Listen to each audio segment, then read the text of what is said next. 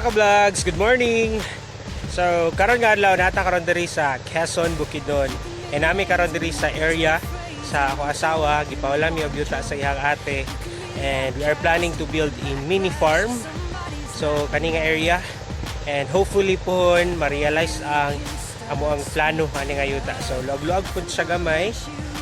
Nara, uslan man nga naay mga yuta nga wala nagamit. So amo ang tamnan og mga luya, tanglad, so at least mapuslan ang yuta, no? Mga duharan ni kaluti, galimpyo mi, no? Ganahinay mi og basok. So mga sanay mga daghan pagasagbot. Ay.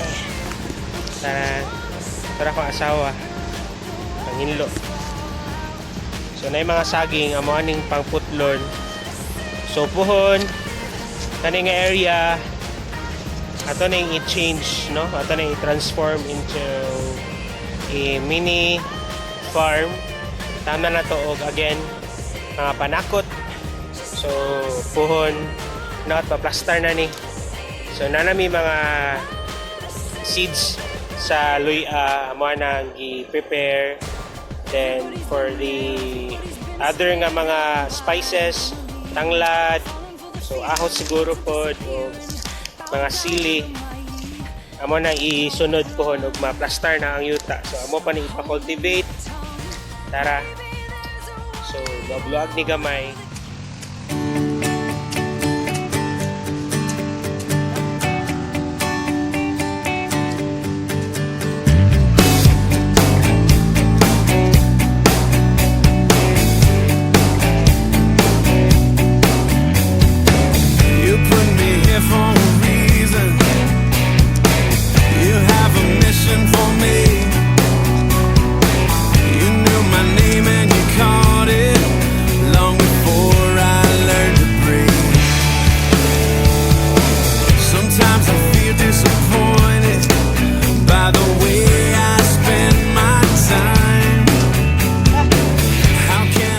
Atong ma-realize ang among mga plano and hopefully puhon ma-plaster ni tanan and join us sa amo ang pag-plaster ani nga yuta and hope na makasubaybay mong tanan and salamat always sa pag-support especially sa akong mga subscribers, no? So sa ko ang as of now na kay mga 12 subscribers and hopefully continue mo nga mag-support and mag-watch sa atong mga videos and uban pa.